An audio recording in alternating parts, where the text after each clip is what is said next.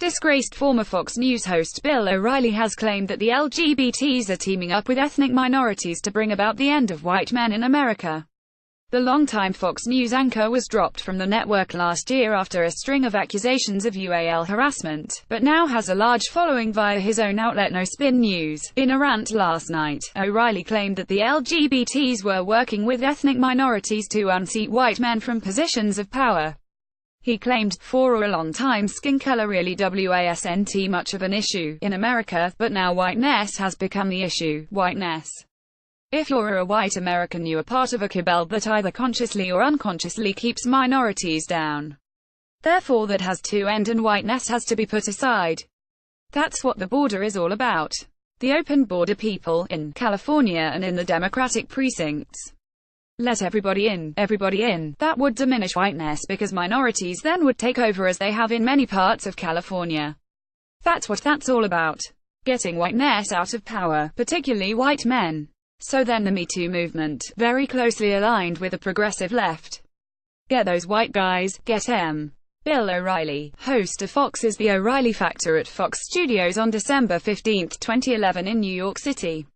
Photo by Slavin Vlasic, Getty Images. O'Reilly then cited a Michigan State University paper which looked at systemic bias in commonly used stock image photos, which disproportionately feature white people in professional roles, and alleged that the bias promotes the hegemony of whiteness. The TV host continued, "You're seeing this almost every day. I'm telling you about this almost every day. That the white people, whether they know it or not, are oppressing and creating microaggressions for the minority community. So the white people have to be swept out of power, got to get them out, let the LGBTs and the minorities, and they have to run the show. That's what it is all about. What this is all about, and they're making strides like crazy." Check out the clip via Media Matters. It is unsurprising that O'Reilly has beef with the Me Too movement, given he was forced out of Fox News a year ago when it was revealed the company had paid settlements to at least 5 women who had been yearly targeted by him. The agreements are reported to have totaled about $13 million. He has been a long-time opponent of LGBT rights, previously having to apologize after he suggested there was a link between homosexuality and pedophilia. O'Reilly insisted in 2012 that there is a higher percentage of gay pedophilia, homodal pedophilia, than heterodal pedophilia, and attacked the gay community.